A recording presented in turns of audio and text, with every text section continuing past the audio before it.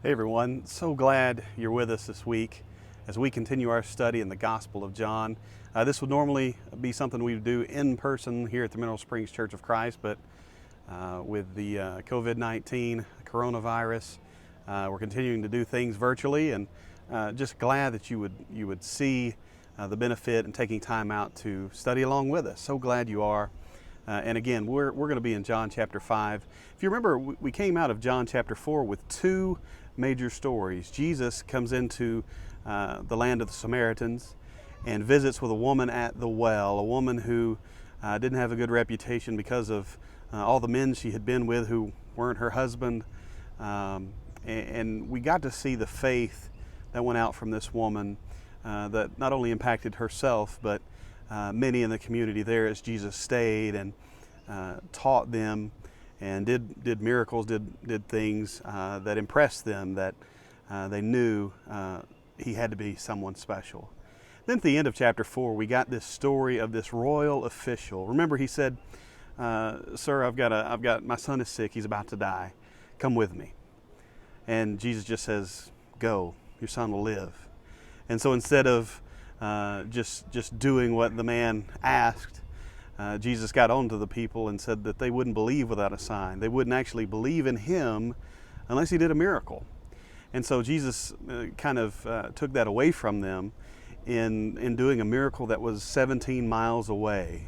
And you remember the father, this royal official, as he walked back home the 17 miles, he was met by his servants, and they said, "Your son's living."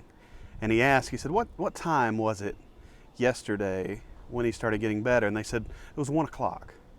And it was at that time he remembered that that's when Jesus said, "Go, your son will live." And we're told that he had faith, that he believed in who Jesus was because of this. And because of that, his whole family believed. It's amazing what the faith of one person in a family can do to impact the others around them. Today we get a different kind of story in John chapter 5. No one comes to Jesus. Jesus comes to them, which kind of maybe weirdly, if you haven't thought about it, doesn't happen a lot. Usually someone asks Jesus for something, but here we get a different angle on it. If you've got your Bibles, read with me. We're going to be in John chapter 5, verse 1. We're going to cover the first 15 verses of this story this week, and we'll continue again on Wednesday, right where we leave off in verse 16. So John chapter 5, verse 1. Sometime later, Jesus went up to Jerusalem for one of the Jewish festivals. Now there is in Jerusalem near the sheep gate a pool, which in Aramaic is called Bethesda, and which is surrounded by 5 covered colonnades. Here a great number of disabled people used to lie, the blind, the lame, the paralyzed. One who was there had been an invalid for 38 years. When Jesus saw him lying there and learned that he had been in this condition for a long time, he asked him, "Do you want to get well?" "Sir," the invalid replied, "I have no one to help me into the pool when the water is stirred. While I'm trying to get in, someone else goes down ahead of me." Then Jesus said to him, "Get up, pick up your mat, and walk." At once the man was cured. He picked up his mat and walked. The day on which this took place was a Sabbath. Notice that. That's a big part of this story.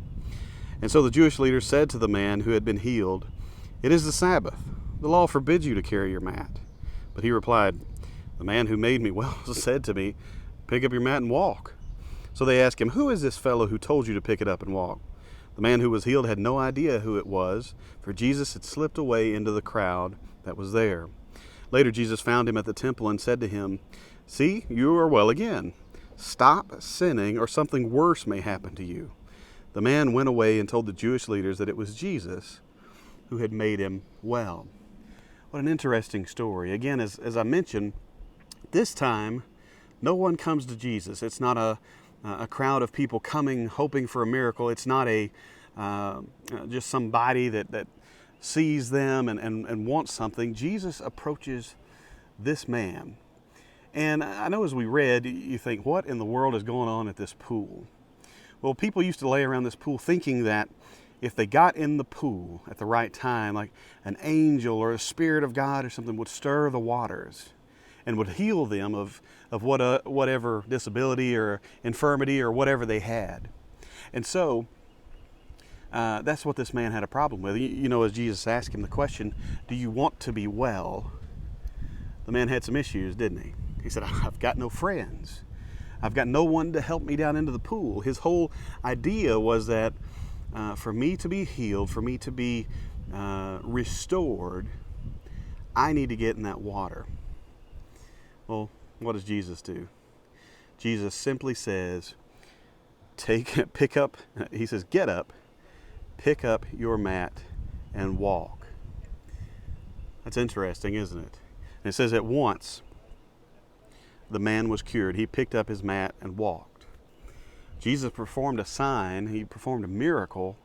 Really one of the few times that he actually seeks out someone to do it. Now, why does Jesus do this? Why does Jesus pick out this man at this time to go and say, all right, I'm going to heal this guy? Remember, I said, note, this is on the Sabbath. That was a problem, right? As these Jewish leaders feared Jesus or wanted to discredit him, wanted to disprove who he was, they would try to use anything they could, and performing something on the Sabbath was a problem. Listen, they just got onto the man this time. You're carrying your mat. And before you think that's something of the past, it's still a big deal what Jews do on the Sabbath, what they consider work or not work. When I was in Israel in 2017, we were staying at this hotel. And in Israel and in bigger cities that have big Jewish populations, if you're staying in a hotel, they very well may have a Sabbath elevator. And what happens there is the Sabbath elevator will go to every floor and stop. Because one thing they consider to be work is to go in the elevator and push the button. That's interesting. It's not work to walk to the elevator. It's not work to walk up and down stairs. Well, I don't think it is. But it's work to push the button in the elevator. It was interesting because I saw a couple of Jewish guys miss the elevator. All I knew was the word Sabbath, which is just Shabbat in Hebrew. And he looked at the guy and said, Shabbat, probably said elevator. And the guy said, yeah. And I said, okay, what do you need? Can I help you? And he said what floor he needed to go. I said, can I push the button for you? And he said, yeah. And so I stepped on the elevator and pushed the button for him so he could go to the right floor. Now, I understand from talking to a Jewish rabbi that they shouldn't have done that. They shouldn't have been okay with me working for them either. But in this case, they were. So to think about carrying your mat, there are certain little things, certain things that they have said, okay, that is work on the Sabbath, and you can't do that. And these Jewish leaders here in the story in John 5 were all over it. Sir, you can't be carrying your mat. Now, never mind that this man didn't have the ability for 38 years to even carry his mat in this manner. I'm sure he's probably got a little skip in his step, doesn't he? I know if I'd been an invalid for 38 years, it doesn't say it was from birth. Something happened. Something happened in his life that, he had the ability to walk taken away. Maybe some accident or something like that. Maybe some degenerative disease. Who knows? But he had probably at one time in his life felt the freedom to get up and walk and to move and to interact. And that had been removed from his life for 38 years. I'm 37 right now. I can't imagine. And as he's walking along, one of the first things that happens is someone gets onto him for walking and carrying his mat. Such a strange thing, right? But then, his answer is, listen, the guy who made me well, that guy, he told me to pick up my mat and walk. And so then they're curious. Then the focus turns from this man onto, okay, who healed you? Who did this? I've got to think they were thinking about Jesus the whole time in the first place. Another way to get him, or, I've heard these stories. This is probably who it is. And so he doesn't know, though. Because it's interesting that a lot of times when Jesus will do a miracle, he will tell the person, hey, don't go and say anything. You don't have to go say anything about what happened here, anything like that. Like, he encourages them to keep quiet. Well, this time it's Jesus who kept quiet, because it says he slips away into the crowd, and the man didn't even know who this was. I guess if you're an invalid for 38 years and a man tells you to get up and walk and you do it, hey, I'm out of here. Thank you, sir. I'm gone. But here, he didn't have an answer for them. But it says, again, interesting, Jesus finds him. And he found him for the miracle, and he will also find him later to talk to him. But I think talking about this Sabbath, talking about this subject, I believe that Jesus found this man on purpose, that he wanted to do a miracle, to do a sign on the Sabbath. Why is that? Do you remember as these people try to get Jesus, try to trap him in doing things against the law, trying to trap him in saying, hey, he's not who he says he is, he's not a good guy, he's a lawbreaker, he doesn't have any respect for our traditions, our laws, our customs. But Jesus taught about the Sabbath. Remember, what's the Sabbath for? Is man for the Sabbath, or is Sabbath for man? And so I believe Jesus just uses this. One is a way to bless this man, but another is to challenge those religious leaders, to challenge them to think about, why is this a law? What is the issue here? What is the principle that you're trying to get across that you may be wrong in? Now, I think that's important for us, because many of us have been brought up in one tradition, and we've believed mostly the same thing for a long time, and we could be wrong on some of those. We can absolutely be wrong. I know that's scary to say, and some of you are like, I think I'm right on everything. But what kind of posture do we have? Do you take a posture of learning, or do you take a defensive posture that says anything that challenges what I think must be wrong? Because I think one of those things is healthy and one is not. You remember in the Bible that people are always complimented for testing. Remember those people in Berea? They tested everything.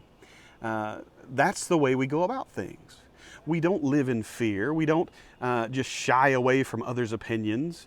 We don't not read someone because, I might not agree with them. Well, the biblical principle is to test things, is to study and to find out what is right. And I believe that's exactly what Jesus is doing here, is pressuring these people. Now, a lot of times in our lives, because we're raised up, or most of us don't move around a ton, and you may be in the same church that you grew up in. And so for a lot of us, we've only seen the same thing, kind of the same thing over and over. And so in a way, we haven't been challenged. Maybe you don't seek out books that are different, or that think differently than you. You're just okay where you are. But it's those times where we are challenged, where maybe you didn't know something was going to happen at your church and it did. Or maybe you've got older kids and now they're going to another church, or they're experiencing something different. And it's in those times that we really have to think about, to wrestle, to test. All right, what is it? Maybe I have a reaction to what they're doing, or what I'm seeing at my church now, because we've never done it this way. Now, am I reacting that way simply because it's different? Or is it actually wrong? And so it's in those moments, whether it's happening to you personally or to your kids who you love and you want to agree with and you want to be on the same page, it's in those moments that we sit back and we actually put in the work to say, okay, what do I believe? What do I really believe? I remember having a Bible class one time, and one of our members had a question about something we were talking about. We were throwing out something kind of controversial for us, something that we've talked a lot about, and there's a lot of questions for or against, And I remember one of the people spoke up. He said, "Okay, what about this scripture over here about this topic?" And fortunately, I knew what he was talking about, and because I'd grown up being taught the same thing about that scripture. I said, okay, where is it? Let's flip over to it. Let's read it. And so went over to it. He read it out loud. And as soon as he got done, he said, oh, that doesn't say what I thought it said. That doesn't say what I've been taught it said. And so for a lot of us, some of those things we've had in our mind that we are solid on, that we will defend, that we will get angry about maybe, and it's because we haven't gone back to actually study. We haven't been challenged enough to go and see, all right, is this right or is this wrong? Am I just mad because it's different? Am I just mad because maybe I'm grieving because it wasn't the same, and I like the same, I like to know what's coming? Or is it actually wrong? Should I be angry about it, or should I have questions about it, or should I try to talk to people and say, hey, I don't know if this is right because of this? It's in those moments that I think it's very important that we do that study, that we come together, and we love each other, whether you agree with me or not, that we love each other and we try to influence one another. You may have studied some things I haven't, and I may have studied some things you haven't. But we're trying to do the right thing, right? That's the posture we have. It's not my way or the highway. It's I want to do the best I can, right? I want to encourage you. I want you to be encouragement to me. We're in this together. And so hopefully we have that posture as we study. But I think that's what Jesus is getting at. He looked up this guy and he did this miracle, one, to bless this man, and another to challenge these religious leaders who had problems against even an invalid carrying his mat on the Sabbath. So, as I fight the shade here, it looked good before I started. I've been talking too long, I guess. But Jesus here in verse 13 it says, the man who was healed had no idea it was Jesus. Remember, for Jesus had slipped away into the crowd that was there. But later, Jesus found him at the temple and said to him, "See, you are well again. Stop sinning, or something worse may happen to you." The man went away and told the Jewish leaders that it was Jesus who made him well. Isn't that interesting? Jesus drops in to heal the man, and then later on finds him again, even though the man didn't know Jesus had gotten away. If Jesus was wanting to evade these Jewish leaders, he could have. He'd already done it. The man didn't know who he was. But he finds the man and talks to him again, revealing who he was. And it's interesting what Jesus says. He says, stop sinning or something worse will happen to you. Now, I've got to think there was something meaningful for this man in what Jesus said, otherwise he doesn't say it. And so what I think Jesus is getting at here is it is not all about your physical health. There's something greater at stake. How many times do we pray for health and wellness? Hey, we're in a time of coronavirus. Let me see if I can rotate just a little bit to get out of this sun. We're in a time where we almost live in fear of our neighbor because they may have the virus, or maybe we're getting older and we're struggling with some things. Maybe you're younger, and we want to be well, don't we? I do. I pray for that. And I think it's important as we try to do things. Now, as Jesus says this, Jesus says, stop sinning or something worse will happen to you. So if all this man got out of this was, yea, I'm healed. Yea, my body has been made whole. I'll go on doing whatever. He's missed the point. Because this life is not about going and doing whatever. This life is about living for Christ. This life is about having belief in God, belief, trust in what God says and what He asks us to do, and how He asks us to go and minister to others, making disciples of others. That's what it is about. If all we do is pray for health, just for health's sake, just so I'll feel well, just so I'll feel like I'm happy, we've missed it. So what is that greater thing that Jesus is talking about? I think it's missing out on eternity. It's missing out on participating in God's will, missing out on what God has planned after this world is done. So we have to ask ourselves, are we living in such a way as to participate with God? Or are we living in such a way just to feel happy and hopefully be healthy and do things that way. Because one way will lead to maybe some short-term fun, and another will lead to fun for eternity. To experience love like we've never experienced, to experience security. Can you imagine the security of being able to live where God is? That you don't have any bills to pay, that you don't have anything to worry about. I was about to say don't mow the yard, but I kind of like mowing the yard sometimes.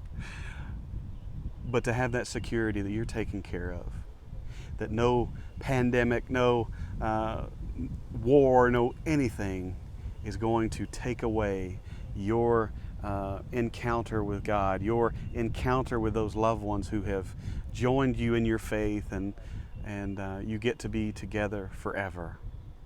That's what it's about. And man, I want that for all of you guys. I remember, as we think about biblical verses, thinking about, as for me and my house, we will serve the Lord. Man, can you make that decision for you? Can you make that decision for your family today? Because that's what it's about. Hey, keep praying for health. We want you to be healthy. I want to be healthy. I want us to all be as free as we can. But if you find yourself in having health issues or having some complications of some sort or economic problems, learn to serve, learn to work where you are. Learn to maximize what you can where you are, because that's what it's about. Not just getting out and living a happy, healthy life. We want that for you. We do. But ultimately, we want salvation. Not just the short-term likes or dislikes here. Sorry again for the change in sunshine. I'm telling you, it looked great before I started. Completely in the shade, and I didn't account for the sun moving. So thank you again for joining us. We love you all. If you've gotten this far in the video, we're thankful. Drop any questions you have in the comment section. Love to talk with you. Or if you just have a comment, you don't like it, whatever. If you don't like it, I'll give you Benjamin's email and you can get that. But remember, Benjamin will have his sermon at 10:30 on Sunday morning. So tune in for that. Hope to see you there. Hope to see your comments. And again, we miss you. We love you. We'll see you soon. Bye-bye.